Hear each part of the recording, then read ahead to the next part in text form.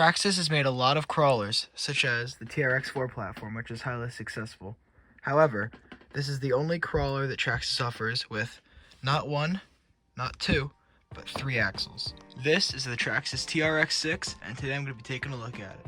Now, the first thing that you'll notice is that obviously this vehicle has 6 wheels. It is 6-wheel drive with 3 locking differentials. One down here, one in the middle, and then one at the back. This is basically a TRX-4 just with an extra axle. And that extra axle does a lot more than you might think. This vehicle is modeled after the Mercedes-Benz G63 AMG 6x6. It features factory LED lighting all the way around, which I'll show off in a minute. As you can see up on the roof bar, all the way around on the tail lights. Even these little side markers. If I left the shell off, you'll see the internals of this beast, featuring just a nickel battery that I have in here, your receiver box, speed control. You have some servos for the locking differential and 2-speed transmission. I'll talk about that in a bit. You have the light receiver box, and you also have up here the 21-turn 550 reverse rotor motor. Right here you'll see we have the transmitter, which is mostly stock except for this little phone mount that I got for it for the Bluetooth module. This little red switch here controls the low and high gear transmission, which is operated by this little servo. I'll talk about that a little bit later when I get out and drive this thing.